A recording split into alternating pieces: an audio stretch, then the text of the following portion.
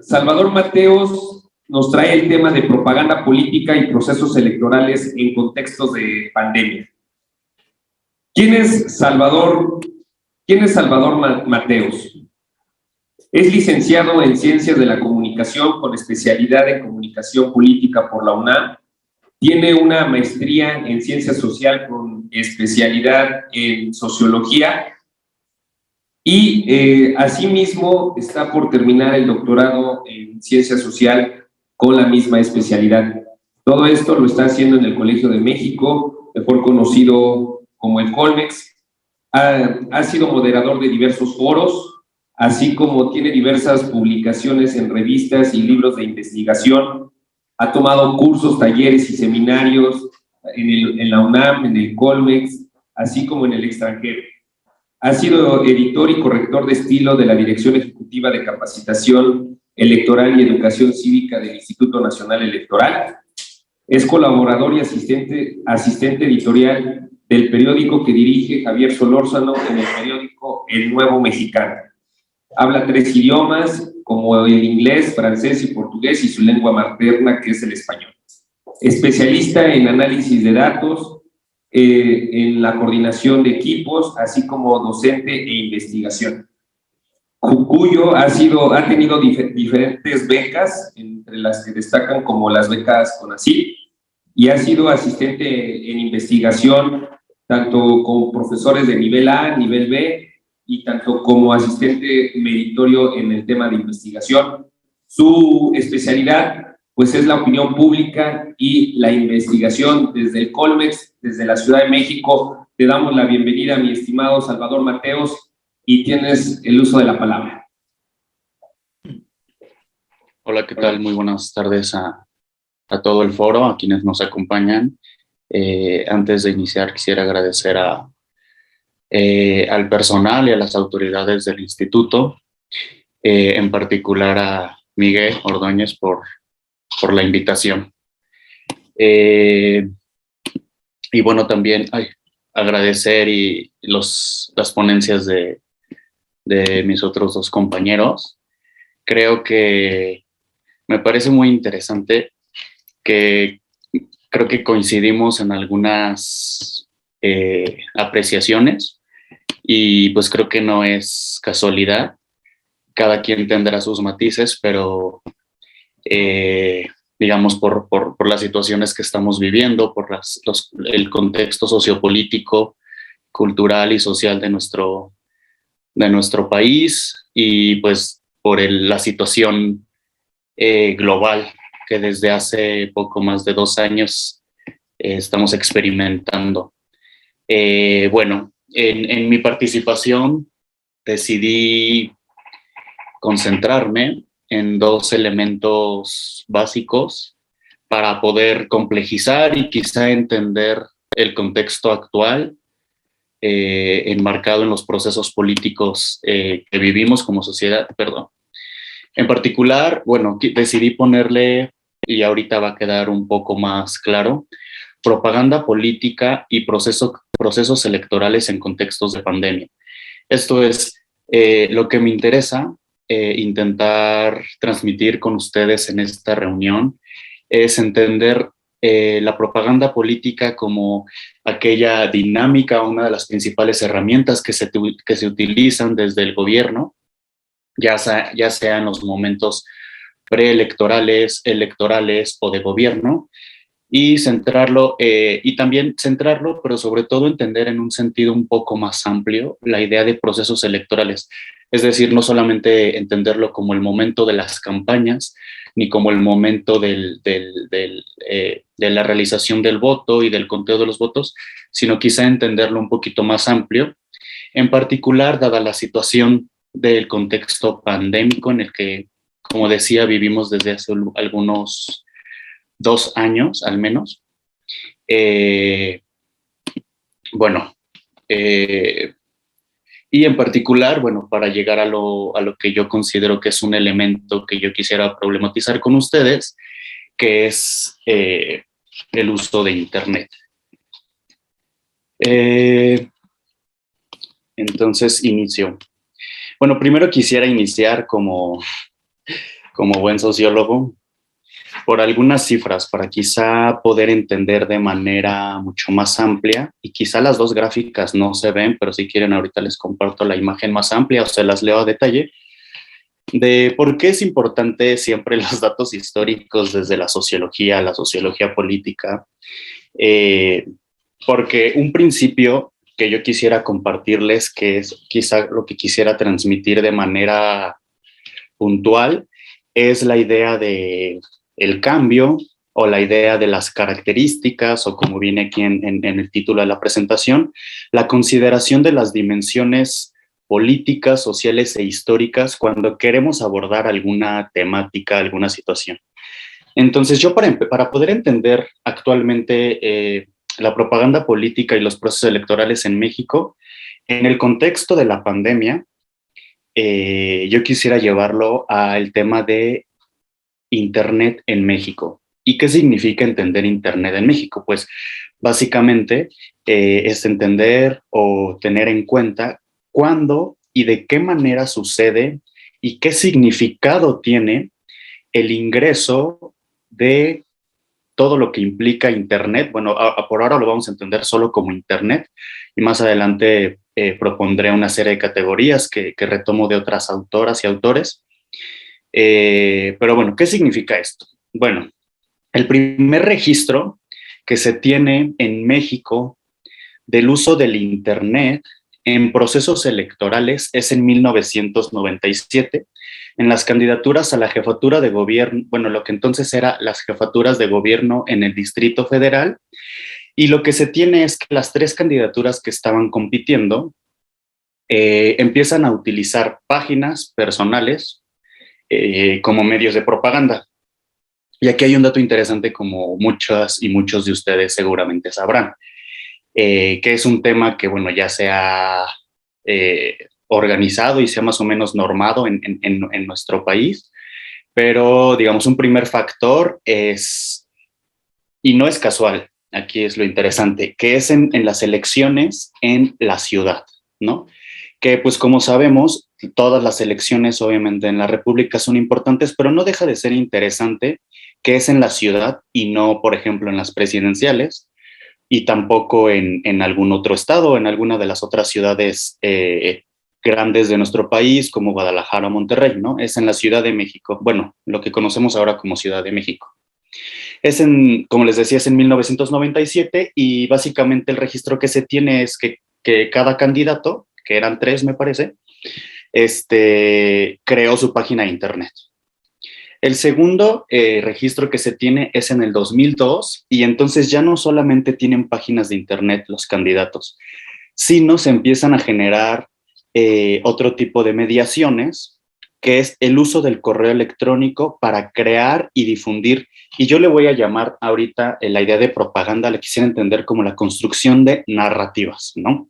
Entonces, segundo momento del Internet, ¿cómo ven? Y qué es aquí lo que me interesa ir destacando, no los datos, ¿no? O sea, como siempre, no importa el dato ni el suceso en sí mismo, sino lo que importa es la caracterización. Entonces, ahora no solo tenemos el uso de Internet, sino vemos que se empieza a utilizar una característica, no una característica, sino un medio que tiene un formato en particular que construye narrativas a partir de plataformas y medios en específico, ¿no? Que es el correo electrónico.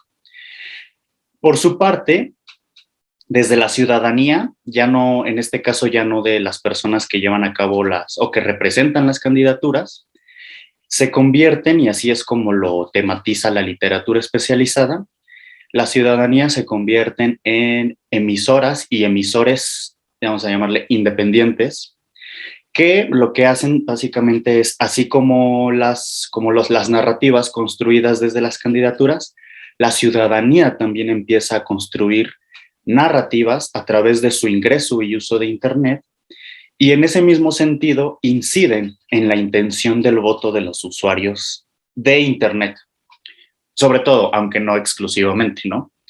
Ahora, un segundo dato importante, si lo que estamos diciendo entonces con estos dos primeros datos es que tanto desde las candidaturas como desde la ciudadanía se empiezan a crear, a partir de medios y el uso de ciertas mediaciones narrativas que y aquí está lo interesante, influyen en la intención, o inciden, no vamos a decir influyen, vamos a decir inciden en la intención del voto.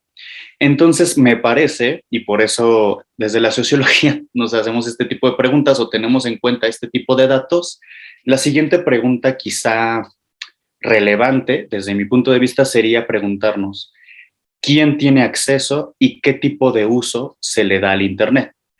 Si partimos del hecho de que las personas usuarias de Internet, ya sean candidaturas o ya sea ciudadanía, lo utilizan, vamos a ver quiénes y cómo tienen acceso, ¿no? Entonces, en el 2003 tenemos una primera encuesta que se llama Hábitos de los usuarios en Internet en México.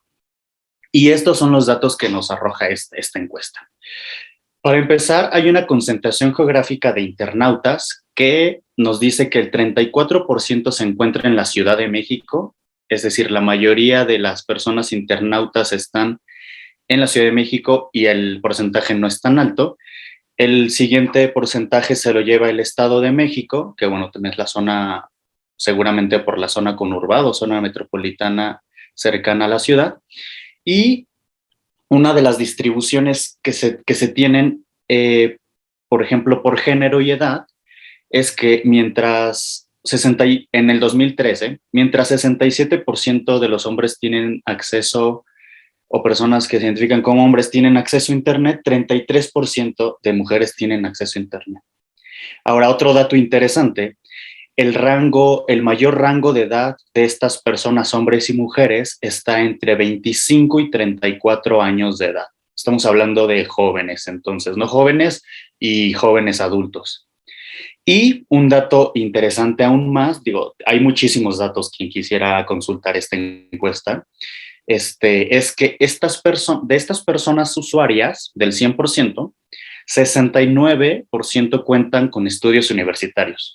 Entonces, a ver, ya no solamente está, entonces, esto que dijimos de personas usuarias, emisores independientes o la ciudadanía, ahora ya no solamente es como digamos esa categoría abstracta general ciudadanía. Ahora sabemos que se comprende de hombres y mujeres de un cierto rango de edad y además que cuentan con estudios universitarios. Entonces ya nos habla de que la ciudadanía en realidad es un conjunto de personas, una población altamente divergente que podemos justamente clasificar o segmentar en las distintas características que de por sí la población tiene, pero desde nuestro lado, por ejemplo, también podríamos hacer las preguntas que nos interesen, ¿no? Por ejemplo, ¿cuál es la profesión de estas personas, ¿no? Si quisiéramos conocer algún sector en particular. En fin. Ahora, en el 2006, veamos, y esto es muy interesante porque, a ver, estamos en el 2022. Esto quiere decir que en sentido estricto, alrededor, para poder entender la propaganda política y los procesos electorales en el contexto mexicano anterior a la pandemia, llevamos al menos 25 años más o menos de experiencia, ¿no? Entonces, en ese sentido es relevante porque cuando llega, y es a lo que vamos a entrar, un contexto pandémico en donde el aislamiento y el uso de las redes sociales empiezan a jugar un papel importante, porque por un lado nos aislamos y no es que desaparezcan las interacciones cara a cara, eso claramente no pasó, pero aparentemente la mediación sociodigital, que de por sí ya estaba instalada en nuestro contexto nacional, seguramente tiene un nuevo sentido, ¿no?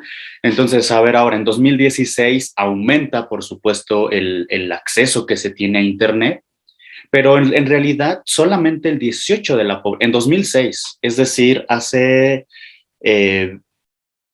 16 años justamente, solamente el 18% del total de la población tiene acceso a Internet.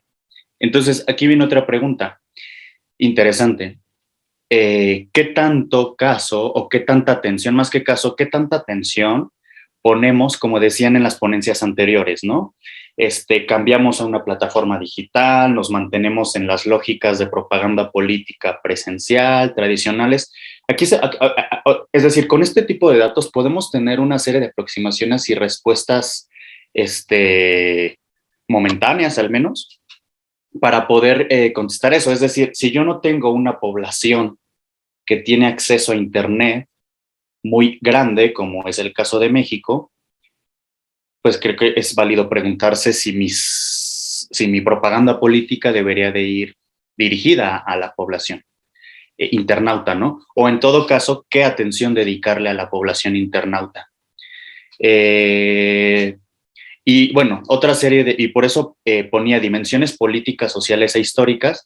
Uno de los planteamientos centrales, bueno, al menos desde esta perspectiva que yo intento presentarles, es, como les decía, conocer todas esas dimensiones para poder dar no respuestas definitivas, sino más bien para tener una mejor comprensión de lo que está sucediendo y en ese mismo sentido tener un mejor abordaje, ¿no?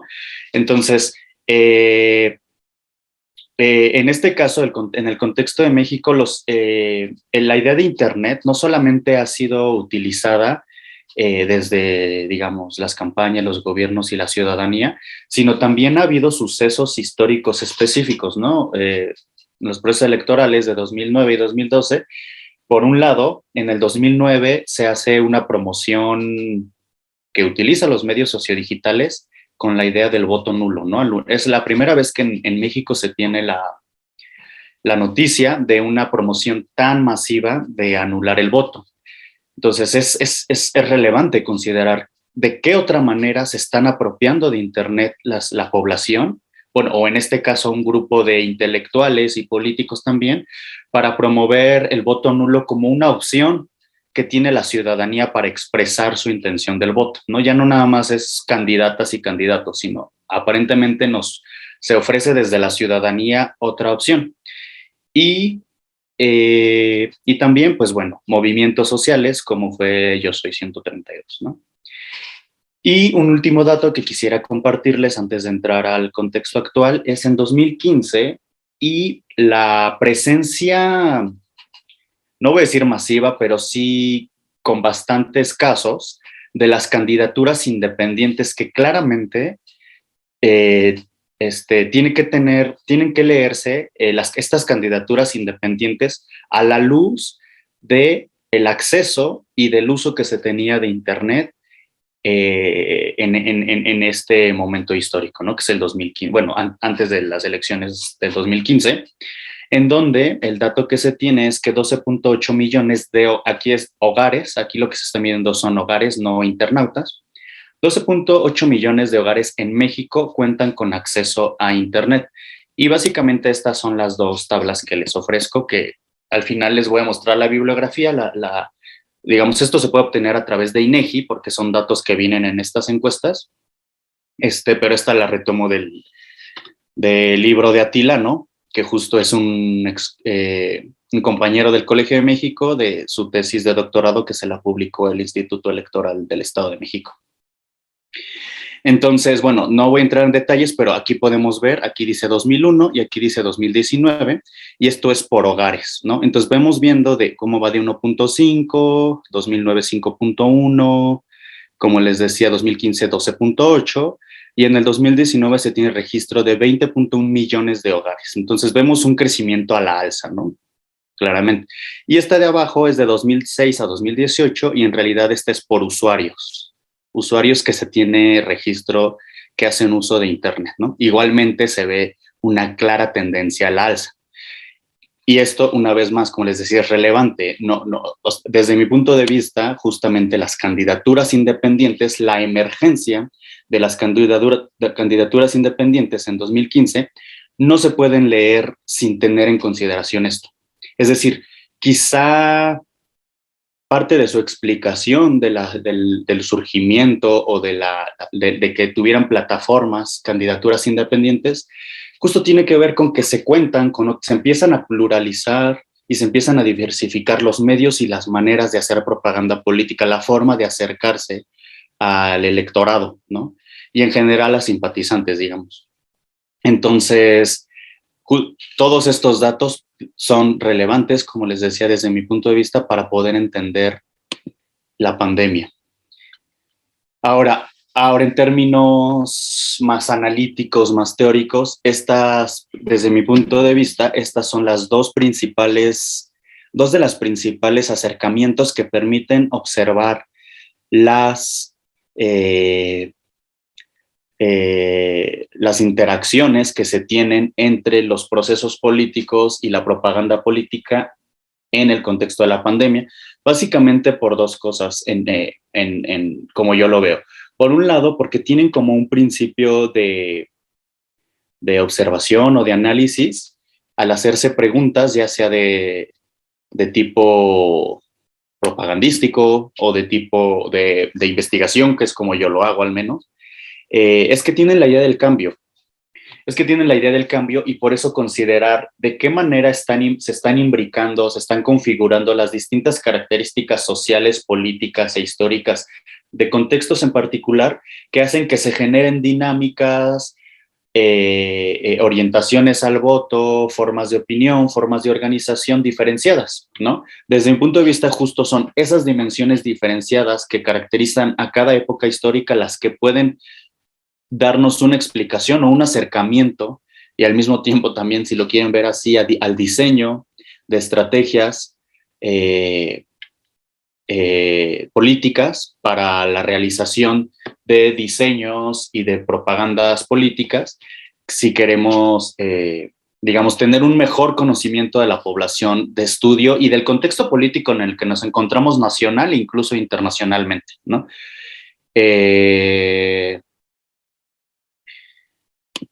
Ahora, bueno, les decía, estas dos categorías a mí me parecen como interesantes. Por un lado, la idea de las plataformas de mediatización, que es de Escandón. Al final les voy a mostrar la bibliografía para quienes tengan interés. ¿Y por qué es relevante?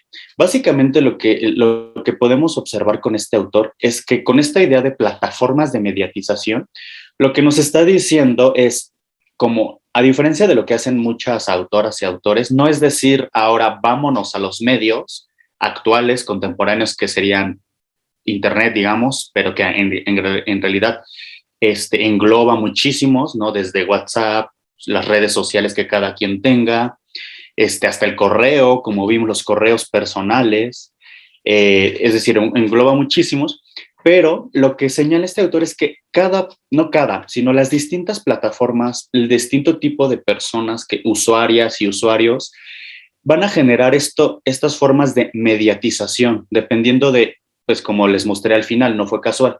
Quizá va a ser dependiendo el género, quizá va a ser dependiendo la edad, quizá va a ser si soy una persona con estudios universitarios o no, o incluso qué tipo de estudios universitarios, de qué áreas, si es área 1, biológicas, si es área 2, las matemáticas, si es área ciencias sociales y humanidades.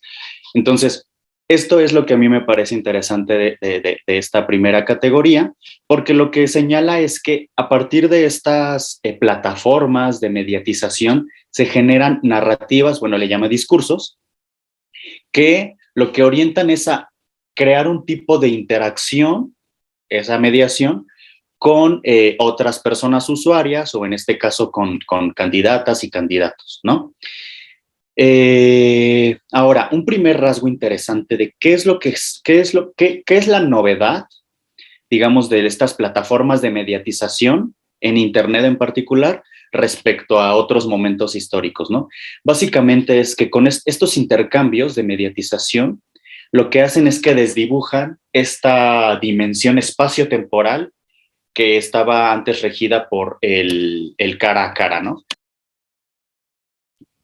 Perdón.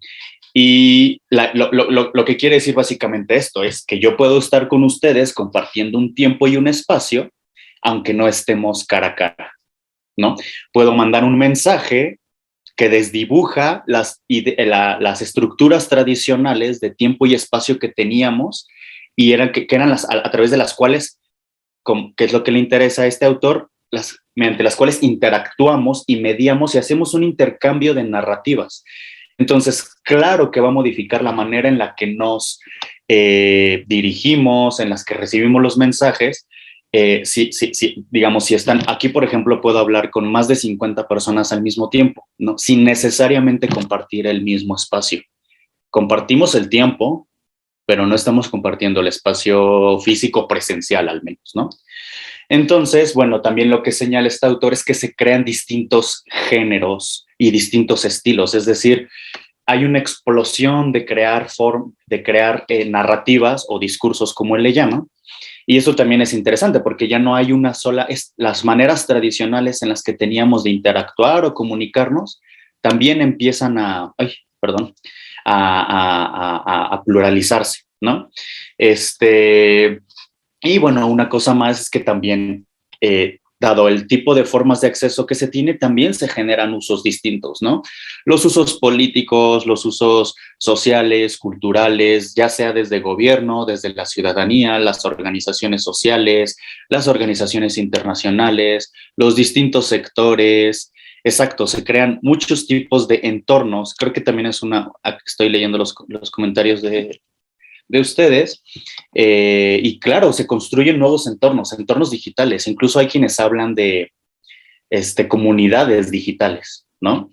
Entonces, sí o sí, como podemos ver, están creando nuevas, llamémosle así, realidades sociales, la inmersión de Internet.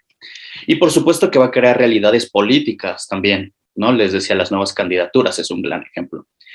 Ahora, el principal concepto o categoría que me parece y que es central en su investigación de Atilano es la interacción sociodigital, ¿no? Es decir, si antes podíamos hablar de una interacción cara a cara, ¿cómo vamos a entender ahora las interacciones? Porque Atilano, además, en particular, justo lo que hace es analizar 3 casos de candidaturas independientes.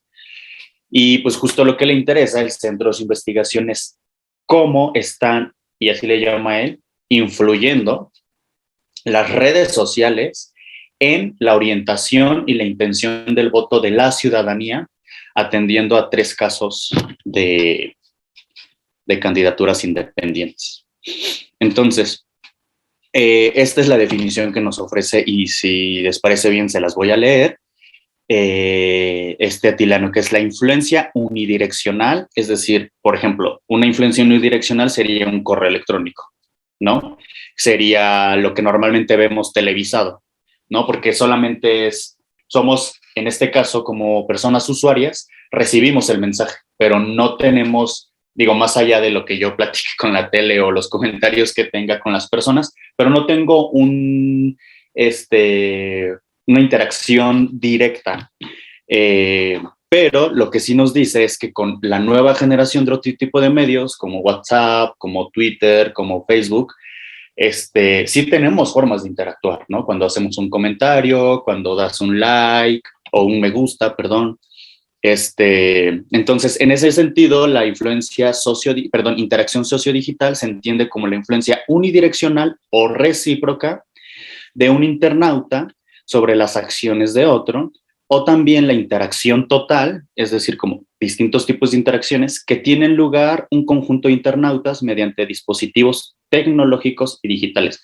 Entonces, aquí lo relevante es, retomando la definición de Atilano, es las maneras de influencia que tenemos en las acciones sobre otras personas a partir de el uso que hacemos de dispositivos tecnológicos y digitales. Y claramente eso va a influir en la manera en que, pues en este caso, como lo hace la investigación de Julián, orientamos o definimos nuestros votos en los procesos electorales, ¿no?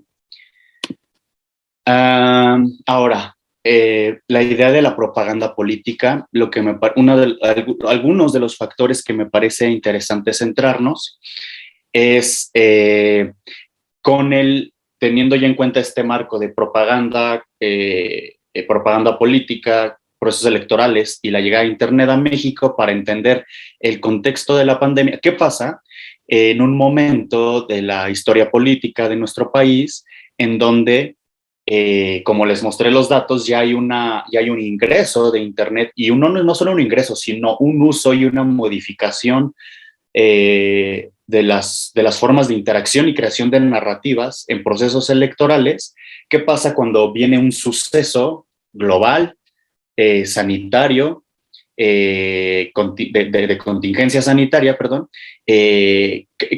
digamos, la pregunta sería, ¿qué tipo de efectos tiene en los procesos electorales, ¿no? O sea, si tenemos la responsabilidad y la obligación de generar políticas de aislamiento para el bienestar de la población en general, ¿qué tipo de procesos electorales podemos construir, en particular centrándolo, como intento hacerlo en esta plática con ustedes, es con el uso de Internet?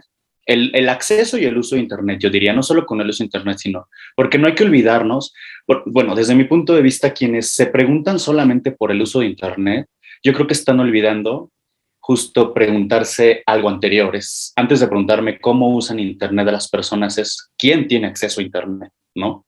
Porque no puedo suponer que porque así no es, y nos podemos ir a los datos actuales. ¿Cuántas personas en México, hogares, tienen acceso a Internet? Y eso para mí es una respuesta que se tiene que contestar anterior al uso que se hace de estas.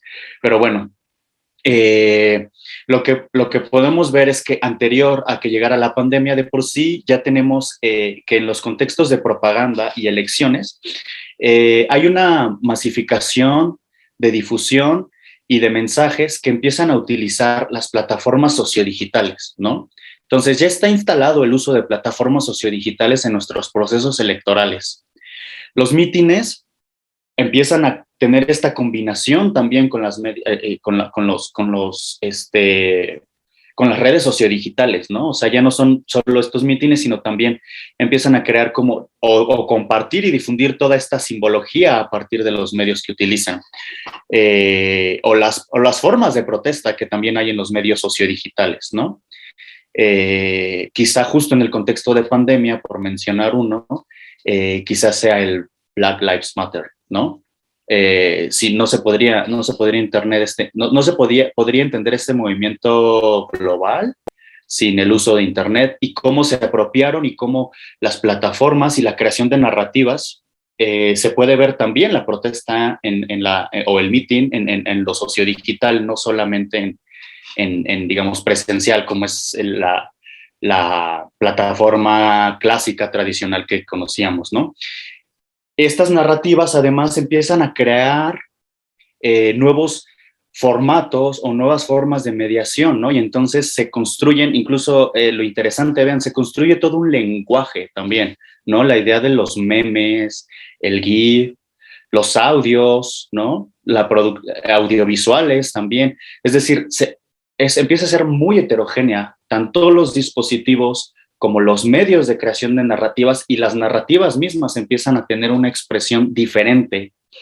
Hay autores que dicen que con el ingreso de los medios sociodigitales se crea una cibercultura, y claro, podemos ver el conocimiento diferenciado en términos generacionales, pero también en términos de áreas de especialización, por ejemplo, que tenemos de la cultura digital que se crea, ¿no? No es la misma, por llamarle el conocimiento, o es decir, no es la misma cultura cibernética, por llamarle a todo ese tipo de conocimientos y prácticas que yo hago en el uso de Internet, que tengo yo, por ejemplo, al que tiene mi madre o mi padre, que su educación digital fue ya posteriori, ¿no? Que la mía fue como yo nací en un momento en donde Internet ya estaba instalado, quizá no en México, pero sí en el mundo, ¿no? Y bueno, las personas más pequeñas actuales que empiezan a tener una interacción con medios sociodigitales en una edad tan temprana, ¿no?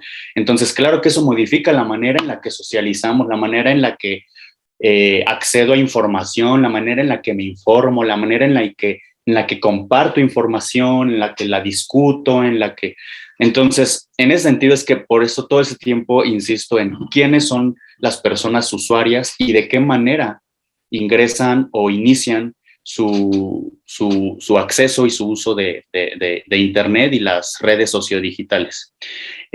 Podemos ver que, a diferencia de antes, pues empieza a haber esta horizontalidad de quien transmite el mensaje y quien lo recibe, pues no se desdibuja del todo, hay plataformas en donde se siga manteniendo de esa manera, pero también se modifica, ¿no? Cuando puedes, esto mediante creación de foros sociodigitales, esto por ejemplo es algo interesante ahora que se han abierto nuevamente espacios para la convivencia y la organización de eventos presenciales.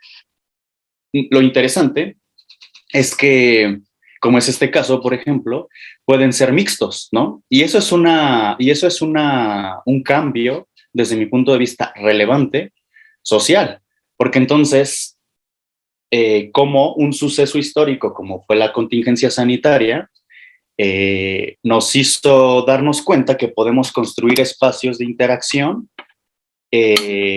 tanto presencial como digital, mixto, no está peleado uno con el otro, y podemos tener y creamos otro tipo de narrativas y construimos otro tipo de públicos y construimos otro tipo de interacciones con las personas. Y podemos definir también distintos objetivos de interacción a partir de eso, ¿no? Entonces, bueno, para ir cerrando ya esta diapositiva, una de las principales cuestiones que se aborda es decir esto, las personas ya no solamente crean información, sino también interpretación, opinión, incluso interpelación, ¿no? Y entonces empieza a ser ya no muy claro si estoy haciendo una acción de información, de interpretación o de opinión, ¿no? Si cuando estoy interactuando con otras personas, por ejemplo, en Twitter, ya nada más me estoy informando o estoy debatiendo o estoy opinando. Entonces, se desdibujan, pero al mismo tiempo también se pueden ver como claras otras, ¿no? Y bueno, a mí algo muy interesante, como lo podemos ver y se vio en el año pasado, cómo se crean nuevos actores sociales, ¿no? Actores sociales, la idea de actor, no en un sentido sociológico, no en un sentido mediático. Y pues puede ser como, digamos, la traducción más, para no utilizar el inglés, pues las personas influenciadoras, ¿no? YouTubers o personas, ya no solo YouTubers, que fue quizá una de las primeras plataformas que creó esta figura de una persona como en un sentido clásico se les llamaba líderes de opinión, ahora son personas influenciadoras o influencers, como los quieran llamar. ¿Qué papel juegan? Es interesante, ¿no? Cuando antes aparentemente los líderes de opinión eran periodistas, intelectuales, que no quiere decir que, por ejemplo, influencers no sigan siendo estas personas, ¿no? Sí, lo siguen siendo, pero también vemos una vez más cómo hay una transformación y otro tipo de personas con otro tipo de perfiles también empiezan a formar parte y a constituirse como antes líderes de opinión, ahora se les llama personas influenciadoras. Y lo que es interesante de esto es que no todas las personas influenciadoras, porque muchas ya eran artistas, ya muchas formaban parte del medio, pero lo que sí es interesante es que algunas de estas personas son miembros pares, es decir, personas ciudadanas como yo, ¿no? Entonces eso es lo interesante. Un líder de opinión ya no solamente puede ser esa persona que estaba en el medio periodístico, cultural o intelectual, sino también vemos ciudadanas y ciudadanos de a pie que empiezan a tener este papel y claro que influyen y lo vemos y pues no voy a entrar en detalle, pero pues todas eh, los cargos que hubo contra estas personas influenciadoras por su participación en el año pasado, ¿no? En un periodo de veda electoral. Entonces sí vemos cómo influye claramente en nuestras realidades sociopolíticas, en el tipo de propaganda que se construye, las estrategias que se construyen y los efectos que tiene nuestra forma de informarnos, en nuestra forma o en la forma que se generan de intención del voto y de orientación del voto. Eso en términos de propaganda. Ahora, en términos de procesos electorales y en contextos sociodigitales, pues bueno, como les decía, solo como para ir recapitulando también, se trastoca esta idea de proximidad, lo que estaban discutiendo ya en la sesión anterior, ¿no? Se empiezan a crear nuevas formas de interacción entre gobierno y ciudadanía o entre candidaturas y ciudadanía, y las formas de proximidad, de contacto y de movilidad anterior y justo en el voto, y ahorita también voy a a detenerme en el momento, en los momentos electorales específicos de emisión del voto, los efectos que puede tener un contexto de aislamiento en donde aparentemente, aunque no toda la población tenga acceso a Internet, y entonces ese es un problema, como en el caso de nuestro país, ¿cómo abordas el tema de hacer unas votaciones, por ejemplo, mediante Internet? Creo que una pregunta, como les decía, para mí la pregunta anterior a decir o incluso discutir si México está listo para unas votaciones digitales, es preguntarse quiénes tienen a quiénes y cómo está distribuido geográfica y socialmente por estratos, por profesiones, por género, por edad, quiénes tienen acceso a Internet para después quizá ahora sí ver cuáles son las posibilidades. Bueno, como aquí está, se habla de voto electrónico, se habla por el sufragio mediante vías digitales, de temática. Entonces, son, desde mi punto de vista, son cuestiones que si bien ya estaban discutidas o se habían presentado en alguna otra medida en el contexto particular nuestro, con la pandemia necesariamente surgen, ¿no? Como si no puedes, por medidas sanitarias y del bienestar de la población misma, si no puedes o hay muchas dificultades para la emisión y el sufragio del voto, que sea de manera presencial, ¿qué otras dinámicas podemos construir para conocer la votación de la población, ¿no? En un contexto en donde ya no, a diferencia de lo que antes de la pandemia se decía, pues bueno, tenemos un potencial digital, ya no solo está el potencial digital, sino está la restricción sanitaria de no poder estar en contacto o en una emisión del voto presencial. Pero igual estoy exagerando, ¿no? Porque mientras se sigan una serie de medidas, claramente pues, se puede mantener una emisión del voto presencial, ¿no? Pero por supuesto que necesariamente la modifica y afectó, ¿no? Justo están saliendo ya las encuestas. En las próximas elecciones es muy interesante ver si, dependiendo también del comportamiento de la pandemia, qué tanto va a afectar, si eso hace que inhiba el voto, que la gente no quiera salir a emitir su voto por miedo o por seguridad también, como una práctica de seguridad para evitar el contagio. ¿Qué se puede hacer al respecto, no? Entonces, bueno, también como les decía, hay que preguntarse quiénes tienen acceso a Internet, ¿no? Y hay que reducir esa brecha tecnológica y digital, ¿no? Yo me pregunto a las personas mayores de 50, 60, 70, ¿qué tipo de educación digital y tecnológica tienen para poder también considerar cuál va a ser la participación?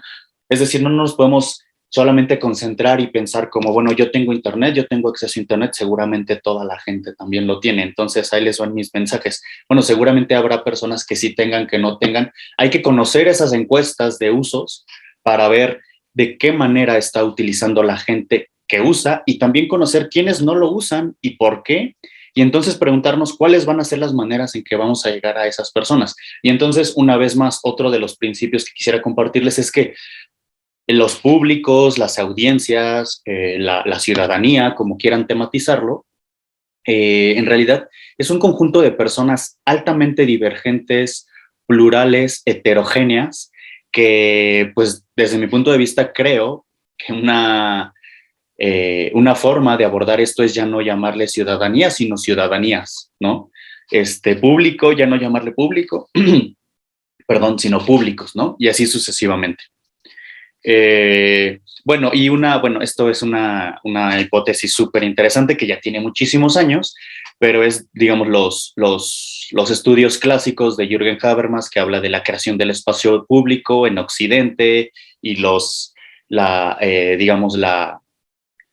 efectos que tienen la estructuración de la creación de un espacio democrático para la difusión. Autores en México como el doctor Raúl Trejo del Arbre, entre otras personas de la UNAM, pues hablan de cómo el espacio público se muda o se extiende la idea del espacio público que entendíamos antes como la plaza pública, ese momento de emisión del voto, ese momento de expresión de lo que pensamos y la organización con pares, con familia, con grupos, se extiende dado el ingreso de Internet, y ahora se habla de un ciberespacio público, ¿no? Ahora el espacio público ya no nada más esos momentos de interacción y de discusión que tenemos en la plaza pública con las personas que conocemos, o nuestras personas cercanas o nuestros grupos de referencia, sino también esas personas, como les decía hace rato, otra vez esta hipótesis del desgajamiento espaciotemporal. Ahora puedo interactuar y discutir con personas con las que no necesariamente comparto el tiempo ni el espacio. Bueno, el tiempo sí, en algún sentido, pero por ejemplo puedo estar discutiendo con una persona que está en África y que son 5 o 7 horas de diferencia, ¿no? Una persona que esté en algún continente, en algún país, perdón, asiático, y van a ser entre 10, 12 horas de diferencia. Sí comparto el tiempo y al mismo tiempo no, porque son horas diferentes. Entonces, esto es básicamente una de las preguntas centrales, además de uno de los autores clásicos que se preguntan, una de las cuestiones más relevantes, ¿no? La construcción del espacio público como un momento o como un dispositivo que promueve la creación de espacios democráticos de participación por parte de la ciudadanía. ¿Qué pasa con el ingreso de Internet a nuestras vidas, ¿no? Se crea entonces también, como dicen, comunidades digitales, se crea entonces un ciberespacio público, una esfera pública digital. Son preguntas y son categorías que están, digamos, a la mano para poder entender este tipo de cuestiones. Ahora, intentando llevarlo cada vez un poco más a la pandemia, pues vemos esto, ¿no? En particular, el autor que les presentaba, Escandón, tiene muchísimas categorías que nos permiten entender las dinámicas específicas que están pasando en las interacciones en el mundo digital, el ciberespacio, con relación a la propaganda política, los procesos electorales, ¿no? Él habla de flujos y territorios, ¿no? Flujos se refiere como a todas estas formas diferentes en general en las que podemos interactuar, intercambiar información, bla, bla, bla. Y los territorios es esas formas en las que digamos, en las que se asientan ese intercambio de discursos, ese intercambio de narrativas. Y entonces lo que él plantea básicamente es los flujos, con el ingreso a Internet, los flujos, las maneras en lo que lo hacemos y los territorios se modifican. Entonces, una vez más, habría que conocer cuáles son esos flujos, habría que conocer cuáles son esos territorios para tener un mayor conocimiento cuando se hacen un diseño o una ejecución de alguna estrategia, las estrategias de propaganda política. Y lo que decían ahorita y lo que en los últimos 2 años al menos de pandemia, que ya también salía en las ponencias anteriores y que, bueno, lleva el título en general de este encuentro, es el papel que tiene la emocionalidad en este tipo de escenarios y contextos, ¿no? Y una digamos, yo no voy a entrar a detalle ninguna, pero la más evidente en este contexto actual es, por llamarle de alguna manera, el miedo o la seguridad o la inseguridad que genera una situación de crisis sanitaria. En ese sentido, la emocionalidad, ¿no? Ahora, ya no solamente entonces ya son 3 factores, es Internet, nuevas formas de propaganda política, generación de nuevas formas de crear procesos electorales, pero además en un contexto en donde, además de muchas otras emociones, seguramente, y yo y ustedes también lo experimentaron, lo seguimos experimentando de alguna u otra manera o no, es la idea de miedo o seguridad, ¿no? Con la pandemia, una emoción que parece que se instaló en nuestras vidas ahora y eso genera una pregunta en los procesos políticos que se van a seguir desarrollando en nuestro país y las campañas de propaganda política es cómo se va a utilizar, y ya ponían ejemplos mis compañeros anteriores, el papel y el uso que se hace de las emociones en este tipo de momentos específicos, ¿no? Como tanto para atender el problema sanitario mismo, ¿no? ¿Qué uso se hace de la pandemia? Pero al mismo tiempo, cómo se utiliza en las propagandas políticas o en los procesos electorales o qué efectos tiene, ¿no? Si vamos a mudar ahora a un sufragio digital o va a seguir siendo un sufragio presencial. Y bueno, la interacción con los distintos dispositivos, no sé, otra vez, no todas las personas, pero cuántas redes sociales tenemos, ¿no? Ahora también estas plataformas de interacción, Zoom y cualquiera otra, también generan dinámicas diferentes, ¿no? De informarnos, de crear opiniones, de discutir, en fin.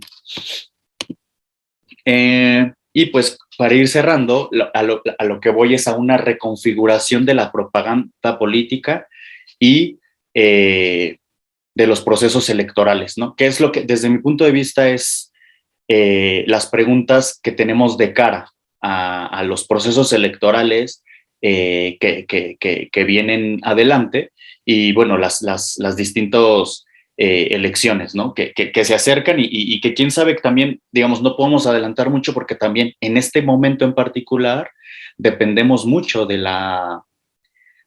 comportamiento que tenga la pandemia, ¿no? O sea, se está, entonces eso es un carácter importante que yo creo que se tiene que considerar. El papel constrictivo y en su caso habilitante también, que está generando la crisis sanitaria en nuestros distintos contextos sociales, políticos, nacionales, ¿no? Aquí nada más o sea, pongo un par de ejemplos de las reconfiguraciones que está habiendo, ¿no? Las mascarillas, aquí dice el autor, vienen a suplir. Yo no creo que suplan, sino más bien acompañan, ¿no? Las mascarillas vienen a acompañar como plataformas. Las mascarillas empiezan a ser también los cubrebocas, plataformas de propaganda política, ¿no? Es decir, justo lo que quiero ver con esto es los dos lados de la moneda, ¿no? Si bien la crisis sanitaria nos constriñe en una serie de cuestiones, el utilizar la mascarilla como otro elemento de propaganda política, bueno, también te habilita, como les decía, tener este tipo de reuniones mixtas es súper constrictivo, ¿no? Pero al mismo tiempo también nos hizo ver que antes solamente nos reuníamos presencialmente, no sé, por poner un ejemplo, en este caso en una sala con 50 personas, ¿no? Ahora sabemos que podemos estar, si las medidas sanitarias no lo permiten, con estas 50 personas presencial, pero si estamos haciendo perdón que utilice inglés, un streaming, también sabes que digitalmente puedes tener otro tipo de usuarias y usuarios, ¿no? Entonces, no quiero ver nada más el carácter constrictivo que genera la pandemia y que ha generado la pandemia, sino además, digamos, vinculada con el uso de Internet y el acceso y las formas de mediación que nos permite Internet para interactuar, informar, difundir. En un contexto pandémico, si bien en principio parecen sumamente constrictivas, en realidad también nos abre el camino a la imaginación y a la creatividad para construir otra forma de narrativas, otra forma de mediar y otra forma de interactuar con las personas, con nuestros públicos, con nuestras audiencias, con la ciudadanía. Como les decía, la crisis sanitaria se vuelve un mensaje mismo dentro de la creación de narrativas y de discursos políticos, de propaganda política. No podemos negar y tampoco dejar de eso de lado, ¿no? O sea, el problema mismo que estamos experimentando como sociedades se vuelve tema todo el tiempo, ¿no? No sé si desde que inició o desde que se empezó a difundir la pandemia, ha habido un solo día en que no sea tema de discusión, de información, de difusión, ¿no? O sea, con distintas gradientes, obviamente, ¿no? Y como lo decían también ya desde la primera ponencia, bueno, hay una fuerte investigación del tipo de públicos, los usos en los medios que hacen y las plataformas digitales, se vuelve ya casi que un ABC de aquellas personas que les interese llevar a cabo, ejecutar o diseñar una propaganda política en un contexto electoral, ¿no? En este contexto sanitario, además. O sea, si de por sí, como les decía, ya era necesario conocer el acceso y el uso que se tiene de Internet anterior a la pandemia, con más razón ahora. Es decir, y ahí están los datos, ¿no? Nos vimos como sociedad orillada a un confinamiento en donde parecía que todos nuestros procesos, o muchos, en la educación, incluso la asistencia médica, el informarnos, se iba a lo digital, pero ¿qué población tiene acceso a eso? ¿Qué población en realidad podía quedarse en su casa? Y además podía tomar clases y además podía tener servicios médicos mediante cuestión, o sea, si me explico, es una pregunta. Antes que darse por hecho, desde mi punto de vista, es una pregunta y en ese mismo sentido se necesita investigación. Necesitamos conocer la manera en la que, esta situación global afectó a nuestra sociedad en particular, la sociedad mexicana, y en los distintos estados y en las distintas regiones del país, ver cómo ha afectado de manera diferenciada, ¿no? Y eso, y también, bueno, en ese mismo sentido, conocer cuáles son las preferencias, ya investigaciones muy especializadas, pues, te hablan de horas de conexión, cuáles son los horarios en los que está la gente conectada, cómo llega, ¿sabes? Y bueno, en general es todo eso, conocer las lógicas de la colaboración y participación, no solamente desde el lado de gobierno, desde el lado de las dinámicas de propaganda, sino también de los contextos en los que se encuentra la ciudadanía o la ciudadanía potencial, ¿no? Porque también pues tenemos esos potenciales electoras y electores que son las infancias y las adolescencias. Y pues bueno, con eso cerraría yo. Y como les repito, para mí básicamente, bueno, perdón, aquí están las dos fuentes centrales en las que en las que quise resumir para ustedes. Les decía, el libro de Julián es su tesis de doctorado en el Colegio de México, igual ahí del doctorado en sociología. Y es un libro digital, si quieren acceder a él, que tiene acceso libre por ser del Instituto Electoral del Estado de México, y el artículo que está en inglés, bueno, también está en español, de Pablo Escandón, que pueden encontrar también con acceso libre en distintos repositorios de México y América Latina. Y pues solo cerrar diciéndoles, insistir en eso, entender cuáles son las configuraciones históricas, sociales y políticas de nuestras poblaciones nos permite entender de una mejor manera el tipo de acceso que se tiene a Internet, el tipo de uso que las poblaciones y los públicos hacen de Internet, cómo se lo apropian, de qué están hablando, a qué hora están ingresando, por qué lo están utilizando, cuáles son sus formas de interactuar, incluso cuáles son los perfiles, incluso podríamos crear una tipología, una clasificación de distintos tipos de usuarios, ¿no? O sea, y eso también mucho ya depende de las preguntas que estamos haciendo cuando hacemos estas investigaciones e insistir en la otra, las distintas maneras de apropiación que hacen, también genera un tipo de narrativas en particular y también genera un tipo de plataformas en particular y genera un tipo de mensajes, ¿no? Y un tipo de cultura, cibernética, si se les quiere llamar así, pero también crean un tipo de ciudadanías también, ¿no? De votantes, que creo que puede ser de mucho interés para ustedes. Una vez más, muchas gracias al Instituto y a Miguel Ordóñez en particular por la invitación. Por mi parte sería todo, a reserva de los intercambios que pueda seguir compartiendo con ustedes.